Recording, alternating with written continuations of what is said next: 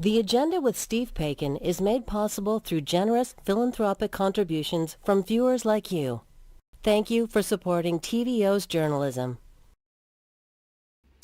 Tonight, will talks between Donald Trump and Vladimir Putin yield any progress in the war in Ukraine? Then, Italian Senator Francesca Lamarca on what role Italy may play in Donald Trump's new world order. That's all ahead on The Agenda.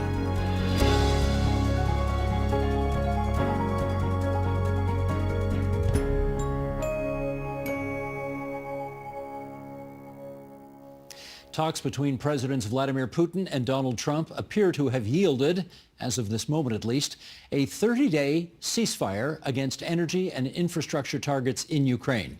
But how close are we to seeing a full cessation of hostilities between Russia and Ukraine? Let's ask. In New Haven, Connecticut, Marcy Shore, professor of history at Yale University and the author of The Ukrainian Night, An Intimate History of Revolution. In London, Ontario, Marta Dychok, associate professor of political science at Western University and the author of Ukraine, Not the Ukraine. And here in our studio, Andres Kasakamp, professor of history and chair of Estonian studies at the Munk School of Global Affairs and Public Policy at U of T. And Andres, it's good to have you here. And to our friends in Points Beyond, thanks for joining us on TVO tonight. I want to start with this, I'm going to read an excerpt from the readout of this call between Donald Trump and Vladimir Putin, which took place yesterday. This is from the White House, so it's their release on the statement. And it goes like this.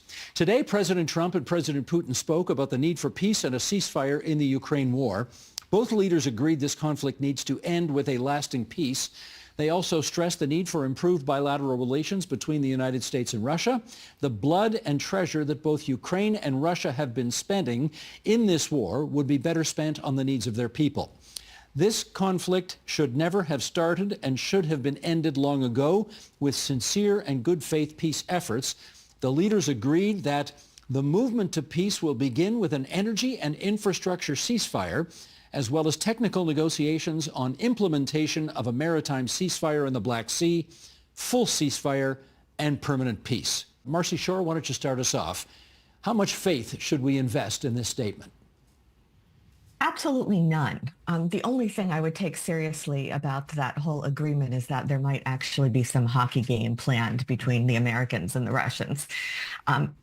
First of all, I don't take seriously any statement coming out of the White House right now. You know, we're dealing with a pathological narcissist and a pathological liar who can easily change his story the next day. Second of all, these are clearly not people who are interested in peace. Particularly Putin is not interested in peace. And to analyze this as if we're going into some chess tournament and we can understand one another having rational motivations, and therefore if you move X and he moves Y, I think that's the wrong model.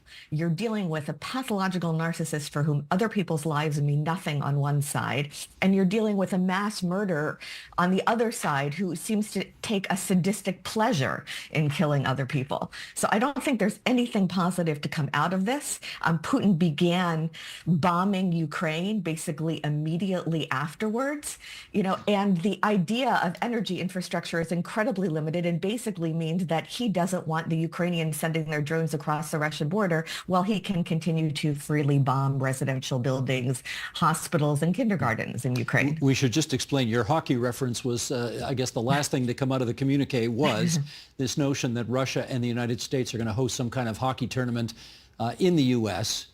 without the best hockey playing nation in the world being there. We know who that is. Anyway, that's what that's a reference to. Marta Dychok, why don't you come on in here and follow up on that and tell us what you thought about that statement? I agree with much of what Marcy said. I think the important thing is you read President Trump's statement. Yes. Let's look at what President Putin said. It was very, very different. So they had a phone call, and they both talked about it in very different ways. Now, Trump has said, I'm going to make peace in Ukraine. So he's got a vested interest in coming up with some sort of a result, whether it's real or not real. Putin is not interested in a peace deal. He's interested in winning the war. So they're kind of at an impasse because they want different things. So how do you accomplish both? It's not possible. The other thing that I think is really interesting is the points that Putin did agree on. What did he say yes to? Allegedly, energy infrastructure, and in the future, watch de-escalation in the Black Sea Fleet, right? So that to me suggests those are his two weak spots. Ukraine has started bombing Russian energy infrastructure. Once the Americans stopped supplying them with arms, that meant the restrictions were off and Ukraine started bombing Russia's energy infrastructure very successfully, which is being underreported, by the way. So this is what Putin said, oh, we don't want that. Let's stop that. And the other thing that's been underreported is how successful Ukraine has been in the Black Sea. Ukraine doesn't have a navy, and it's been winning the naval war against Russia that has a huge navy. And again, this is something that Putin said, let's stop the Black Sea, right? So that to me indicates two weaknesses that he has exposed. But the main thing is that they allegedly agreed. We don't actually know what they agreed on. And a few hours after the phone call, Russia was bombing Ukraine again. And my friends in Kyiv were writing saying, here's videos of explosions right outside my window. So that there is no peace to be had at the moment. Andres, your view of the call. Well, I agree entirely with Marta and Marcy, and it's remarkable that we are basically looking at the readout from the U.S. White House, whereas the readout from the Kremlin is much, much longer and included that reference to the hockey game between Russia and the Americans. But the key points there are that the headlines are a bit misleading, that Putin agrees to this 30-day energy infrastructure ceasefire. It leaves out in the Russian readout all of the conditions that Putin is imposing on moving forward with the ceasefire. Important conditions such as total cessation of aid to the Ukrainians by all Western countries, not just the U.S. Should the West consent to that? Well, it's only President Trump who's speaking with Putin. The Europeans are on a completely different page. Keir Starmer, the UK Prime Minister, convened a big meeting the other week with all of the European allies. So did French President Macron, and they are staunchly behind Ukraine. They are not going to give up. They're in fact redoubling their efforts to aid Ukraine. So Trump can agree something with Putin, but certainly it's not in his power to determine what the Europeans will do. And the Europeans see Russian aggression as a serious threat to themselves as well. And they're not going to let the Americans decide this for them. Marcy, what's your view on whether the West should consent to those conditions that Russia has put forward? The conditions are absurd. I don't think we should consent at all. I mean, this is just Trump and Putin sitting down and deciding to divide up the world and divide up the spoils of Ukraine. I think Marta is right that Trump has some interest in saying, yes, I've made peace. And Putin has an interest in getting everything he wants. But nobody else has an interest in going along with this. Certainly Marta is right about this. Those 2 points are exactly where Ukraine has strength and Russia has weakness. It's a completely manipulative offer. It's not a real offer. Ukraine is their people are getting slaughtered every single day. When Trump is in the White House and says it says about Zelenskyy, this guy has such a hatred for Putin. I mean, he's being so ridiculous. How do you make a deal that way? Well, if somebody is burying your children under rubble every day, you might not feel so friendly towards them, and you might not feel so trustworthy towards them. There is no reason the West should go along with this, and there is no reason the Europeans have to believe anything Putin says, because they know perfectly well that he has broken every single ceasefire agreement, and if he gets Ukraine, he will just keep going.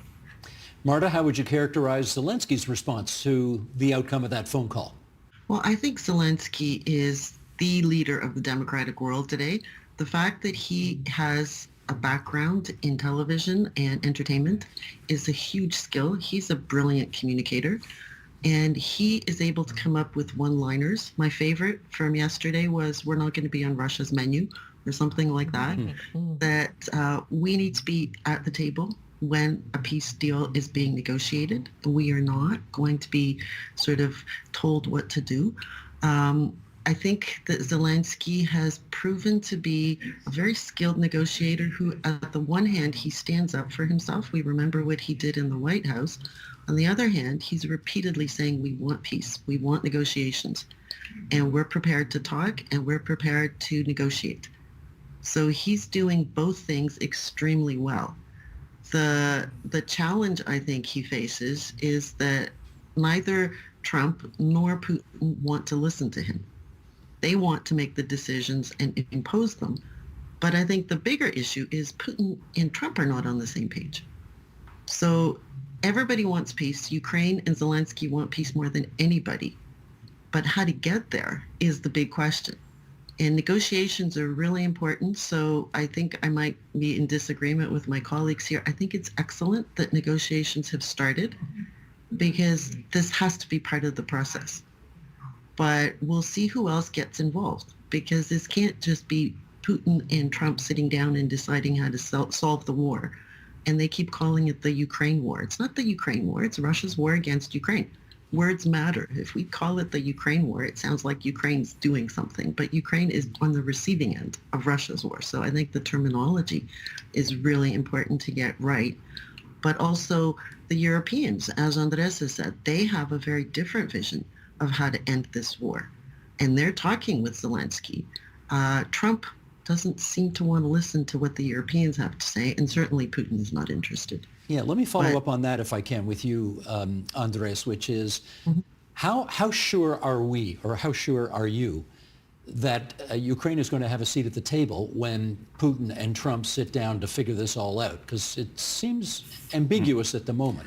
Well, Trump and Putin don't want Zelenskyy there, but the Europeans want them there, and it's ridiculous. How would it be possible to create any sort of sustainable peace without having one of the parties at the table? And I think it's very symbolic that Zelenskyy was actually in Finland yesterday during the call, and he's in Finland still today.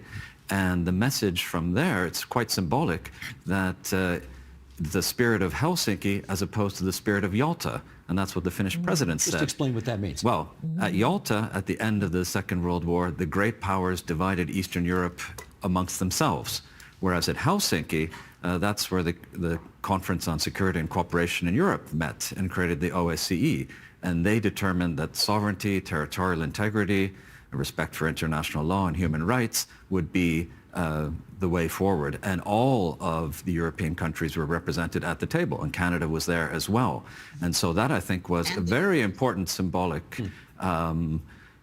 answer to what was going on between the two, Trump and Putin, who want to follow that Yalta model of dividing Europe amongst themselves and leaving the others without any agency whatsoever. In which case, Marcy, how does the world ensure that this turns out more like Helsinki and less like Yalta? Well, I'm somewhat less optimistic about negotiations than Marta is. I mean, I think we're in a 1945 kind of situation. I think this only ends when there is a total and complete collapse of Putin's regime.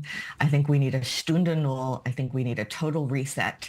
I don't think we could imagine a situation in, say, 1943 where there was a negotiation between the Allies and the Third Reich, whereupon the Nazis continue to occupy some part of Europe, including its Jewish population. I think that's what we're looking at, at the moment.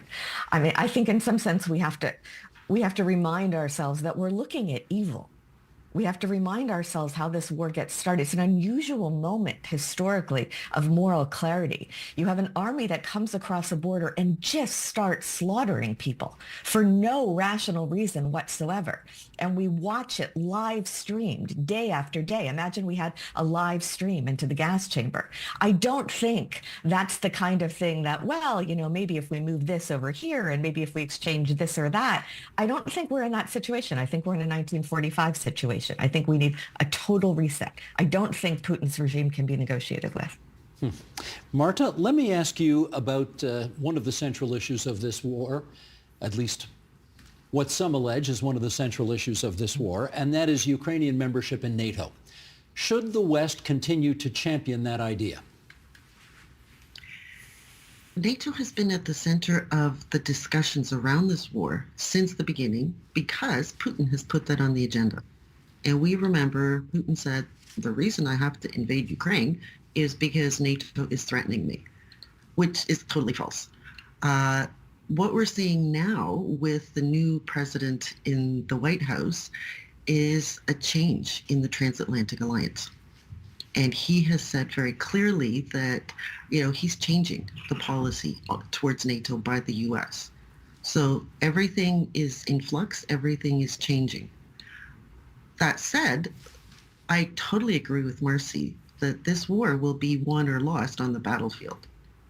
This is not something that a peace deal will solve.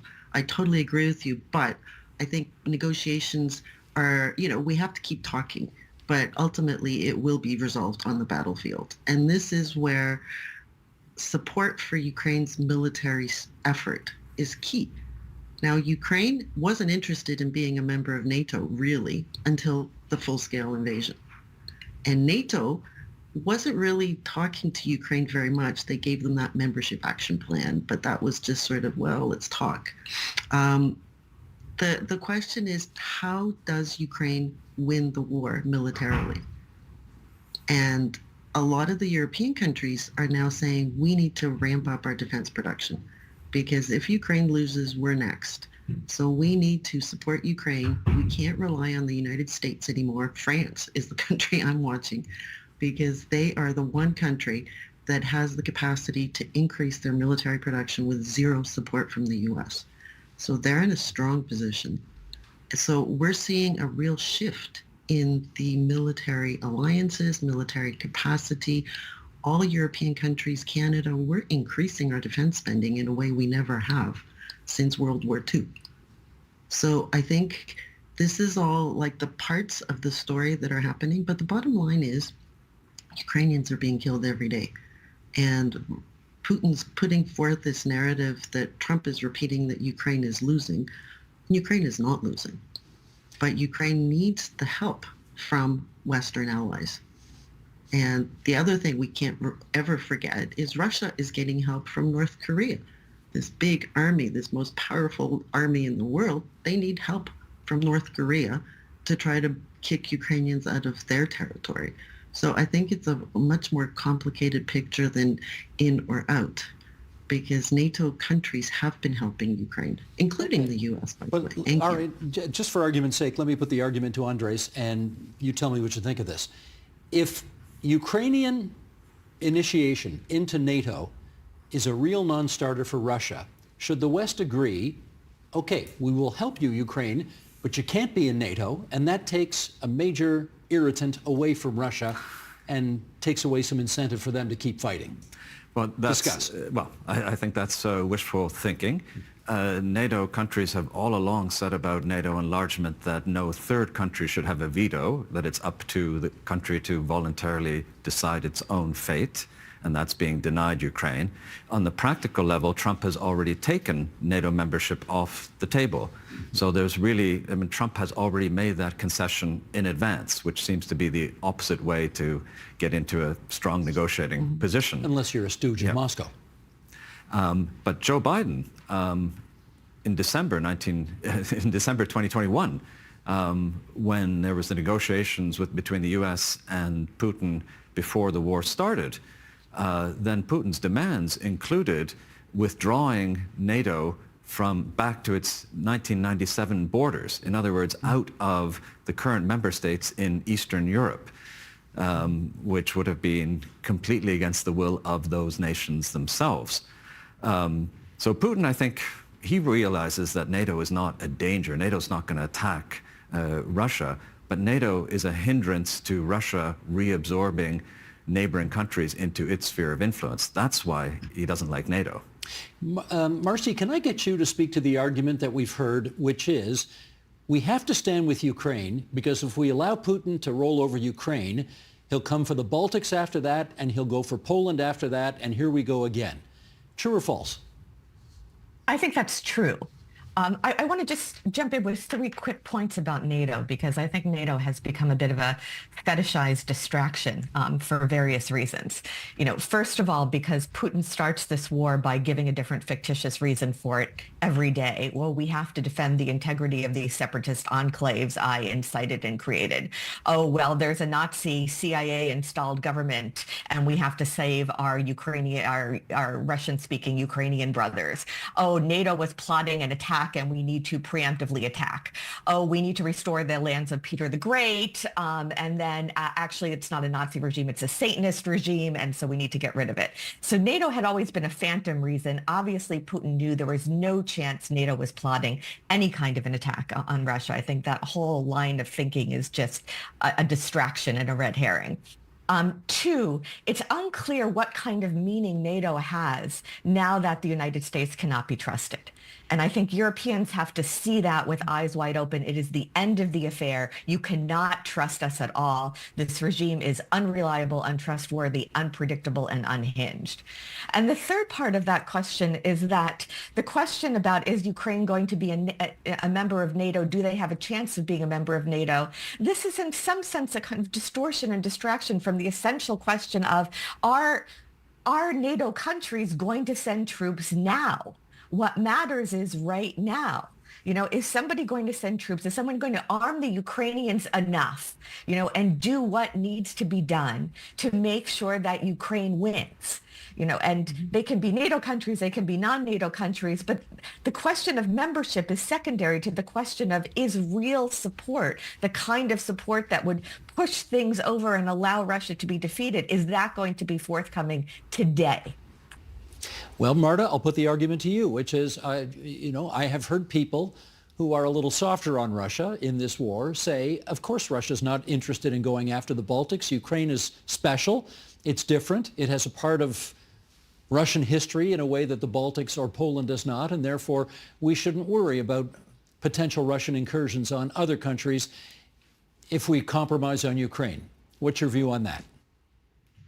First of all, I totally agree with Marcy, what she said about Ukraine needs help now in these discussions about membership in the future.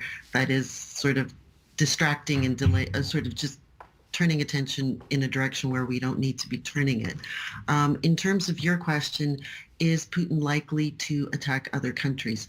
Well, I think we need to listen to the countries that are the neighbors, right? We are sitting here in Canada with an ocean away from all of this. The countries that are raising the alarm, who are they? They are the countries that have in the past historically been invaded by Russia many times. Finland, Estonia, Latvia, Lithuania, Poland, all of these countries, they know what it's like to be invaded by Russia because they have been invaded and occupied. And they are the staunchest supporters of Ukraine because they know what it's like to be invaded and occupied. So we need to listen to them. History is one of these things, just because something happened in the past doesn't mean it's going to happen in the future. But we need to look at the history, and we need to look at Russia's imperialist mindset.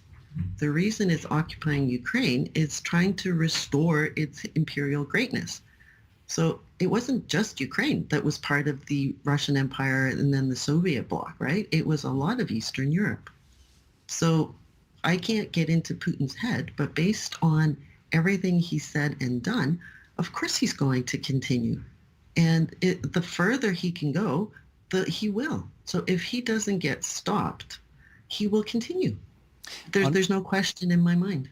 Andres, let me try a scarier prospect with you, which is to get inside Donald Trump's head. Mm-hmm. And that is, I did hear him say the other day that he believed in Article 5 of the NATO treaty, which is an attack on one is an attack on all. And if there were an attack on another NATO country, he would be there. Do we take him at his word? No, I don't think we can take him at his word. And that's the problem with deterrence. The credibility counts, right? So it matters what Putin believes that Trump will do. And I don't think that Putin believes that Trump will be there for the Europeans when they're in trouble and when they're under pressure. So the Europeans themselves are increasing their defense spending, and particularly, as Marta was saying, those who are bordering Russia and who feel the threat. The Poles are spending more than anyone else in NATO as a percentage of their GDP. They're spending 4% already, and they're going to boost it to 5%. The Estonian Prime Minister yesterday said that Estonia is willing to go up to 5%, which is more than the U.S. spends on its military defense. So they recognize the threat. They recognize they need to be prepared. And we mentioned Finland earlier. Finland and Sweden joined NATO after Russia launched the invasion. Sweden, who'd been neutral since the Napoleonic Wars, realized that NATO is the best defense when you have an aggressive neighbor. And that also puts the lie to this idea that NATO expansion is responsible for this current war, right? Or that Russia is really concerned about it, because Sweden and Finland joined. The Russian response to that has been more or less just a shrug, right? They've removed their troops from the northern regions bordering NATO territory. What should we read into the agreement that Finland and Ukraine just signed in defense of each other? Well, Finland has the experience, the Finnish Winter War. There's very, very many parallels from 1939 when the Soviet Russia invaded Finland, and Finland was alone without allies. So Finland, which tried very hard in the post-Cold War years until Russia's full-scale invasion to have a very constructive and positive relationship with Russia, found out that that's not the way to go. And Finland and the other Europeans who've experienced Russian aggression obviously are offering their solidarity with Ukraine, because they do have that historical experience which we are lacking in North America. Yes.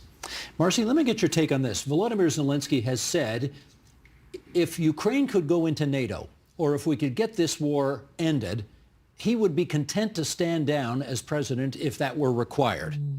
How should we react to that offer? I reacted well to that offer.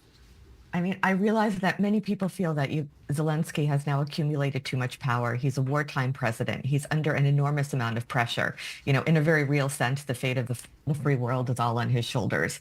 You know, I don't agree with everything he's ever done, but I think in general, he's done an extraordinary job of holding up under impossibly difficult circumstances. And I think it was a very good offer. You know, and I also think it's a moment of self-awareness of saying, this ultimately isn't about me. This ultimately is about Ukrainians, you know, and if that is the best thing for them, and if I can secure my country, I'm willing to do that.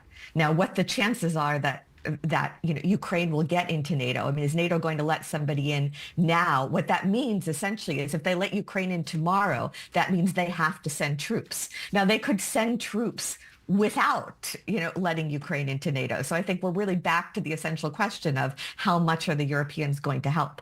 I think nobody can count on America right now. And Marta, let me ask you a different question about Zelenskyy, namely, let me set it up this way. Mark Carney's had a pretty interesting first week as our 24th prime minister. He did not, as previous prime ministers have done, make his first foreign stop to the United States. Instead, he went to see Keir Starmer in the United Kingdom. He went to see Emmanuel Macron in France. He went to see King Charles. He spoke to Zelenskyy on the phone, and he invited Zelenskyy to come to the G7 summit later this year in Canada. I think it's happening in June. How significant, in your view, is that invitation to Zelenskyy? Oh, I think it's absolutely key, because what I'm seeing, and a friend of mine, former ambassador, Canadian ambassador to Ukraine, the Honorable Roman Washchuk, he pointed this out, and I totally agree. We had a workshop on this. Trump is using Putin's rhetoric against Canada. So he's taking out of Putin's playbook. You know, Canada's not a real country. This is an invented border. This is exactly what Putin says about Ukraine. Trump is saying this about Canada. So Canada, which has always supported Ukraine, is now in a situation where we're in the same boat, except it's not Putin, it's Trump that's threatening us. I know this is a bit off topic, but I'm tempted to ask in the follow-up, okay, we're going to invite Zelenskyy. Should we invite Trump to come to this meeting in June? Well, you know, I'm in favor of inviting and negotiating, right? Whether Trump comes, what he says, let's see. But let's extend the invitation, because, the more they meet and talk, I think that's a positive way forward. But I think Canada has a really important role to play here. And it's not, most people have noticed Canada is standing with the so-called coalition of the willing. That's the initiative that's led by the British Prime Minister and the French Prime Minister. It's not just Europeans. It's also Canada and Japan, and I think Australia is joining. So it's the democratic countries are all lining up together to support Ukraine. So where does that leave? Remember, we used to have the democracies against the autocracies, China, Russia, Iran. We don't live in that world anymore. Democratic countries. So now what we're seeing the U.S. is lining up with Russia. 3 minutes to go here. Let me get a minute from each of you on if we are to watch negotiations in the days and weeks ahead, and if they are to be serious negotiations, good faith attempts to end this war, what do we need to see? Andre, start us off. Well, the first thing is that Trump has already given away all the U.S.'s leverages, right? It's started pressuring the victim of aggression rather than the power that can actually stop the aggression. So that makes it rather difficult. So Putin's, after his initial plan of taking Ukraine in a few days failed, his plan B of waiting till the West gets tired of this and gives up is playing out pretty well, thanks to the election of Trump. So the one thing that the Russians respect is strength, and weakness to them is a provocation. So even also with the Biden administration, their constant fear of escalation and the sort of drip feed of ammunition and weapons to the Ukrainians, that was encouraging the Russians to keep going. So at the moment, Putin has no incentive to stop, that he's just playing Trump. Marcy, what do we need to see? We need to see the Europeans really, really step up. And I realize there are no perfect leaders in the world. There are no messiah figures. Nobody is going to magically step in and save everybody. But when you're dealing with Putin and Trump, you're dealing with people who are moral nihilists, for whom other people's lives mean absolutely nothing. And in order for there to be any kind of real, stable, vaguely just outcome, you need the Europeans to step up. You need them to give everything possible to the Ukrainians and the drip feed, throw everything at it and the restrictions, bring down the Russian regime. And you need to have the value of human life and human rights restored. I don't see any other long-term solution or any other negotiated solution possible. Marta, last word to you. Well, the way to get Putin to negotiate is to force him. Right? He's not going to give anything away. And the only thing that he recognizes, as my colleagues have said, is strength. So he needs to be pushed to the negotiating table, not invited, but pushed. And this is by what the Europeans are doing, and hopefully Canada and others will join, by saying we are going to put boots on the ground in Ukraine. We are going to send Ukraine more weapons. We are going to make sure Ukraine wins this war. We are going to allow Ukraine to target your energy infrastructure. We're going to allow Ukraine to do whatever it needs to win. And once you are in a position of weakness, then you'll come to the table, and then this will end. Because that's the only way to talk to dictators, is to force them. And this is where, as Marcy said, as Andrea said, the democracies really need to step up. And I think they're doing it. I think the irony is Trump and his craziness have really woken up Europe. I mean, who would have thought a year ago that Europe would be spending all this money?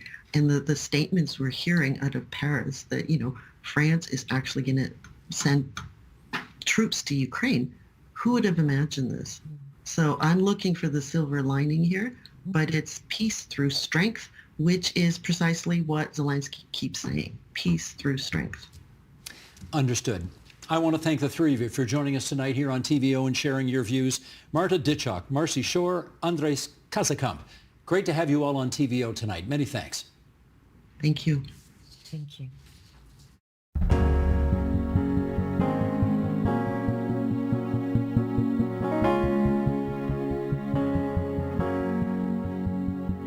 The international order that has been in place since the end of the Second World War has never been on creakier foundations. Relations between the United States and Canada haven't been this bad since the War of 1812. And European leaders, despite numerous trips to the White House to kiss the president's ring, don't seem terribly enamored with this administration either. Let's do a deeper dive now on this with Francesca Lamarca. She is an Italian senator representing Italians in North and Central America. And we welcome you back to our studio here. It's good to see you again. Thank you so much. I'm happy to be here. We should just remind everybody, you were born in Toronto, but the Italian Parliament has this interesting feature whereby you represent diaspora Italians in the Italian Parliament. Have I got that right? That's correct. Okay, very good. Let's start simple here. How connected to the United States do you and Italians feel right now? There are many positions in Italy at the moment. You have to understand that multiplicity is the name of the game in Italy. There's never just one position. In fact, even within my party, which is a center-left party, there are various points of view.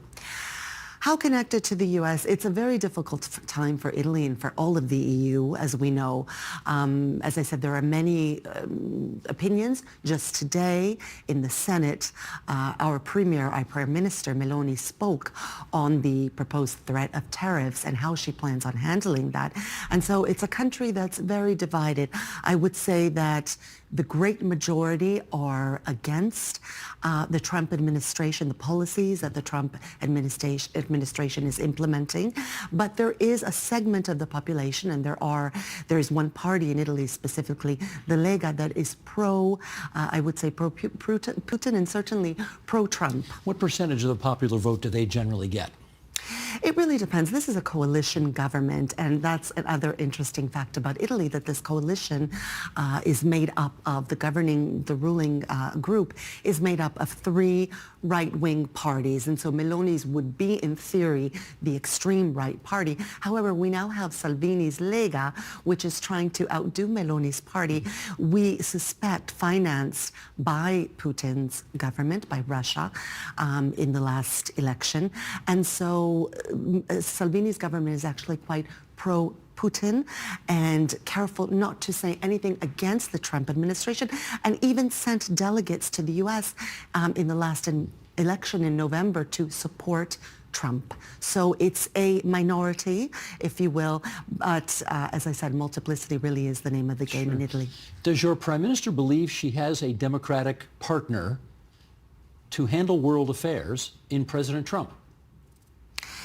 I think that she's playing this game very well, but I think that her time is limited because, as we all know, and as the Italian pundits say, she doesn't have much time to decide how to proceed from here. Just today, as I said, she spoke in the Senate in light of the upcoming European Council, Thursday and Friday of this week, and she was pressed on tariffs, on the upcoming tariffs. Now, we know that the EU has imposed counter tariffs on the U.S. in response to Trump's decision. But how is she going to deal with that? I mean, we know that the food sector, the wine sector especially, will be extremely penalized by these tariffs if they go through at the beginning of April. No doubt Italy and France especially will be heavily penalized when it comes to exporting their wines. And so she's treading very carefully at the moment, supporting Ukraine. Once again today she pledged support to Ukraine. That's another issue we may be able to speak about, against the tariffs, and actually declared that Italy would not impose counter tariffs. So we're really pressing on her to come to a decision. She can't be both with Ukraine and with Trump at the same time. We will come back to Ukraine in a second, but one of the things we're obviously discovering in Canada is that we do not have the trading partner that we once thought we had. Do you feel the same way in Italy as we seem to be feeling in Canada now, which is we need to find a different partner for trading, a different partner for organizing world affairs, that we just can't rely on the United States the way we once did? You feel that way?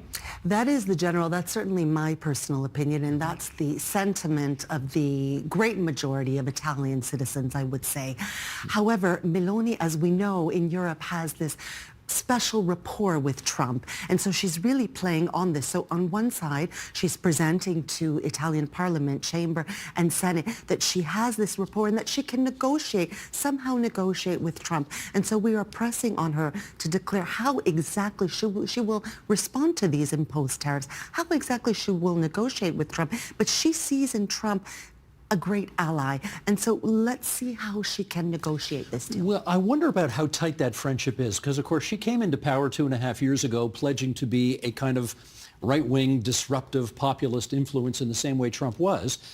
But she's taken this position on Ukraine, which is exactly the opposite of Trump's position. That's correct. So how is she working all that out? And that's exactly what we're pressing on her to do. There seemed to be a lot of ambiguity in this very thing because she is a staunch supporter of Ukraine. She reaffirmed that today in the Senate and actually said that the resolution that was approved was the resolution of the three in this coalition, three, and then there is a smaller party, four, in this majority, pledging support to Ukraine, continued financial assistance, but wanting to strengthen Europe. So on the one, very transatlantic on one side, and at the same time, a friend to Trump and always defending the policies of Trump, saying that we're not going to, let's see what happens. I don't believe that it will come to the tariffs, and I will negotiate with President Trump. And in any case, we will not impose counter tariffs, which would only increase inflation and would only penalize our own citizens. So we will wait to see in the next few days and weeks how she negotiates this. Here, I mean, she's really captured a lot of world attention for some of the very strong, supportive speeches she's made about Volodymyr Zelenskyy and Ukraine. And we've got a little example of that right here. So let's take a look. So, dear Volodymyr, we will continue to be by your side for as long as it is necessary. Our objective lies in putting an end to this war and helping Ukraine along its path towards a future of peace, freedom and prosperity. So, as always, you can count on us. Thank you. Do you think the majority of Italians are with her in support of Ukraine? I believe that most Italians are in support of Ukraine, yes. Are you surprised that she is as supportive of Ukraine as she apparently is?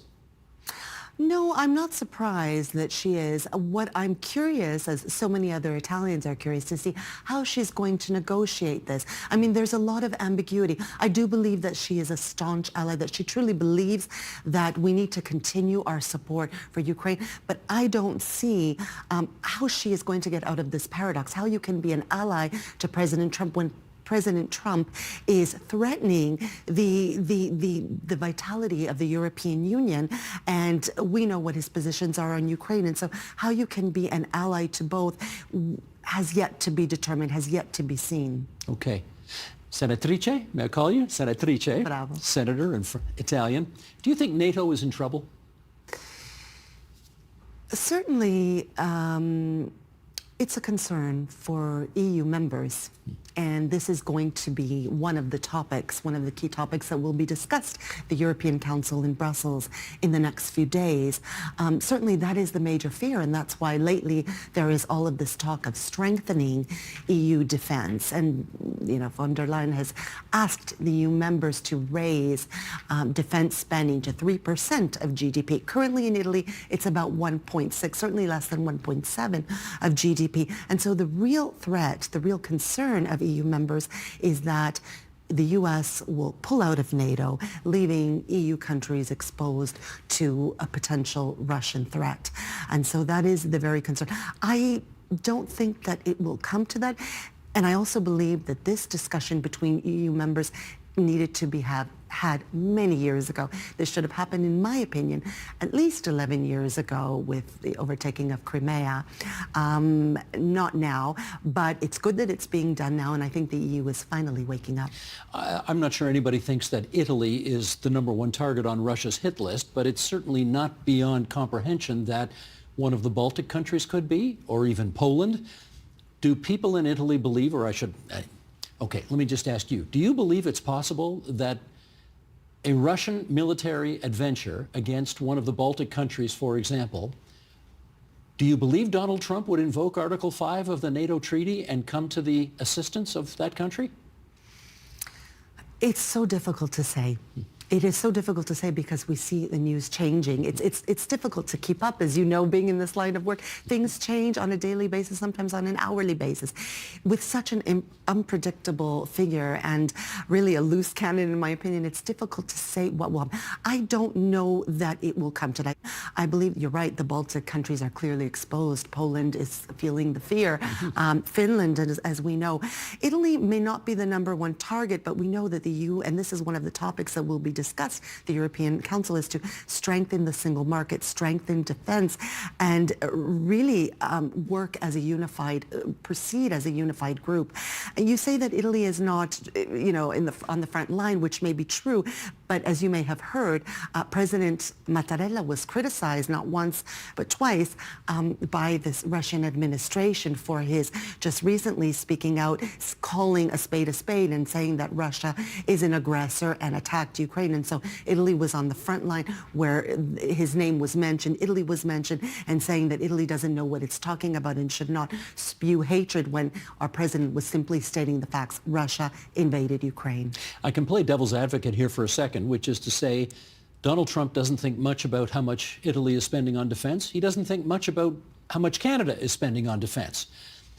Has it been a good strategy on his part to name and shame our respective countries in order to get us to spend more on defense? Absolutely not. I don't think there is one single thing that he has done right, in my opinion.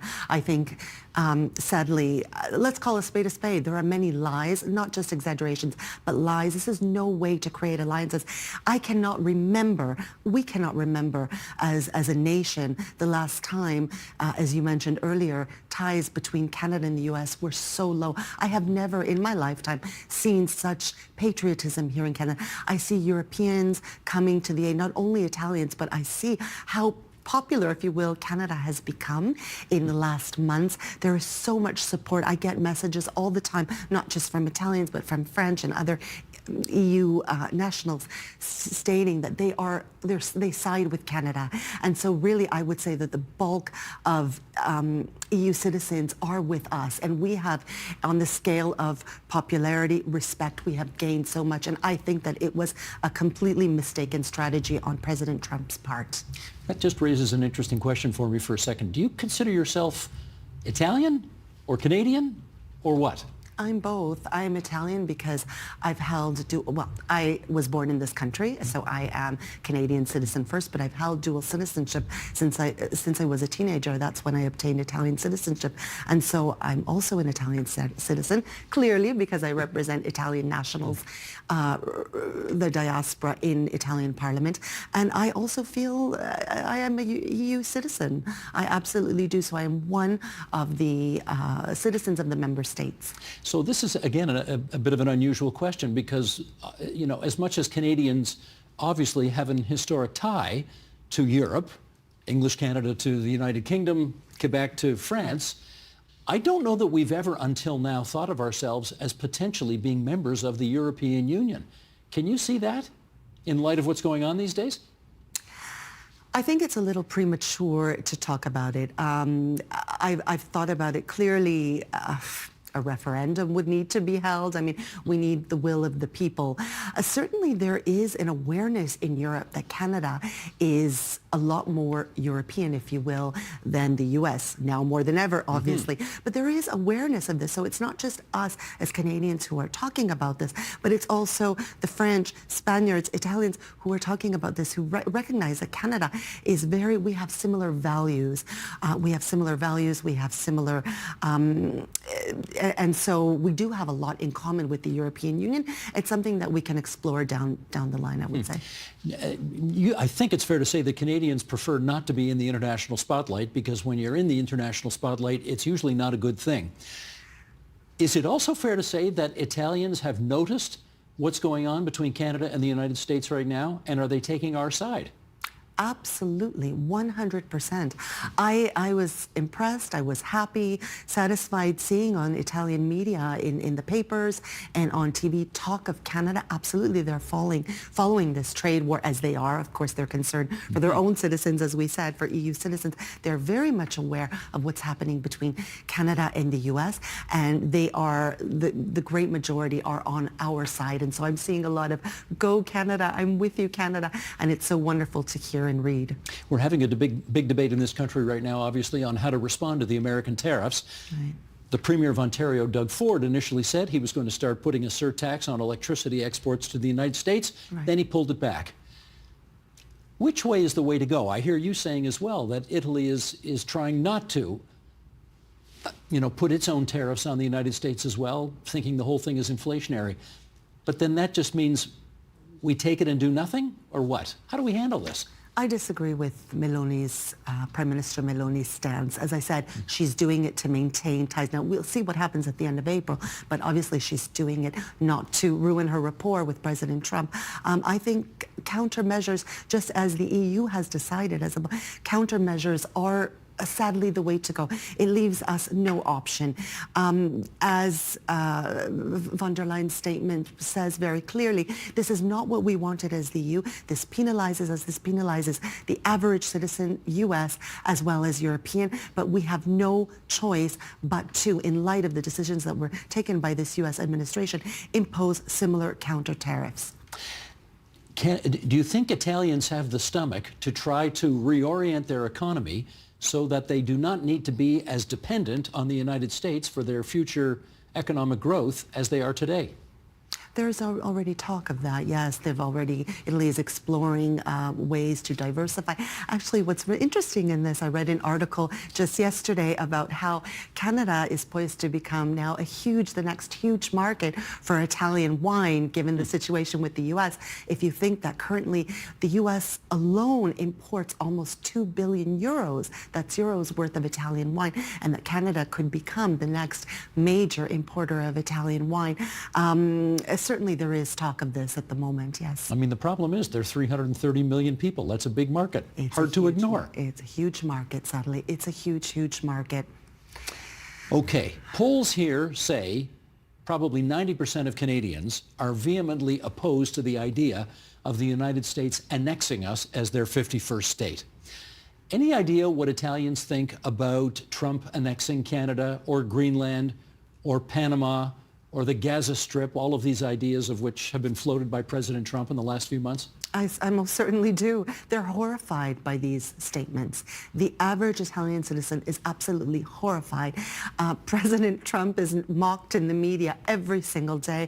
I mean, I try to diversify, read right-leaning and left-leaning and center-leaning, but the general sense is that these statements are preposterous, are offensive, and most Italians, as I said, with the exception of a minority, which tends to be, perhaps we can explore that some other time, which tends to be predominantly Lega supporters, perhaps a few in the five-star movement, in support of Trump and of these ridiculous statements, but most Italians completely discount, and we recognize what a threat he has become to the world, to global stability.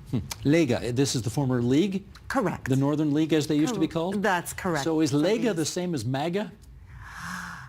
There is talk of that. There is talk that certainly when key politicians from the Lega went around Italian Parliament with their mega caps, quite similar. Yes, did they do that? Similar. Yes, they wore the "Make America Great Again" hats in the Italian Parliament. A few of them did, and prior to the November election, the Lega actually sent some delegates over to the convention in the U.S. just participating and to show Lega's support for Trump. What do you think needs to happen for I mean, we're going through a real hinge point in world history right now, right? The international order that has, I won't say maintained the peace because there's certainly been plenty of war, but let's say prevented the world from blowing itself up over the last 80 years since the end of World War II, that is being turned on its head as we speak. How worried are Italians about the future of their form of government, their form of life at the moment? Extremely concerned, and this is the main topic, one of the topics, key topics that will be discussed at the European Council, as I said, over the next few days, is not only a single market, strengthening the market of the global, of the group, but certainly defense. Defense is key. Obviously, there are other issues such as migration, controlling migration. As we know, Italy is a huge, we know from North Africa, but certainly defense is key. And so there are many within Italy, there are many who are in favor of raising the defense spending to the 3% that von der Leyen has proposed. I personally think that it is necessary. And once again, in this, my prime minister is ambiguous because on the one hand, she says to strengthen, but it cannot only be defense. It must also be focusing on economics. So using defense as a way to build the economy. Well, there's ambiguity there. Is that possible? Remains to be seen. But she says yes in favor to increase spending for defense, a greater portion of the GDP, but also using it to foster economic growth. It remains to be seen. It's funny. You represent the Democratic Party in Italy, which is a center-left party, right. And yet you're in favor of more robust defense spending. It's interesting, and we see that with the Liberal Party in Canada now as well. Do you find it interesting how many parties that were not very militaristic in their approaches in the past are suddenly getting religion on this? I don't find it surprising because, as I said, we have to remember multiplicity is the name of the game in Italy. Within my party, and this happened in European Parliament just last week. Just last week there was a vote and my party was split in how they vote. There were representatives of the PD party in European Parliament who voted in favor, those who abstained, those who voted against. So it is a party made up of different opinions. There are those who are absolutely not in favor, such as the leader of my party, whom I wholeheartedly support. But in this, I believe that she is wrong. And so there is a significant component of my party that is in favor of more robust spending, and I personally am one of those. Are you going to get in trouble for dissing your leader on Canadian television? Absolutely not. I am fully supportive of my leader, but you have to remember that one of the beautiful things about Italy is that all opinions are respected, that discussion, unlike Russia, we have countless talk shows. You can express any opinion. It is debated, may not necessarily be respected, but it is debated. Everyone has a voice. And so that's the beauty of Italy and the Italian democracy, that dialogue is encouraged, dialogue is alive and well. And so I certainly will not get in trouble for that. I wholeheartedly support my leader, but I do believe that this is a necessary evil. Again, this should have been done many years ago, but I think we're still in time. Capisco.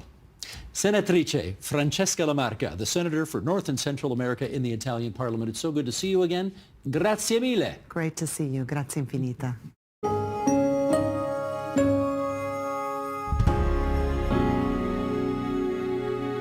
And that is the agenda for Wednesday, March 19th, 2025. Tomorrow on the program, we present a very special, once-in-a-lifetime crossover episode with our friends at TFO on Canada's Two Solitudes that we hope you will not want to miss.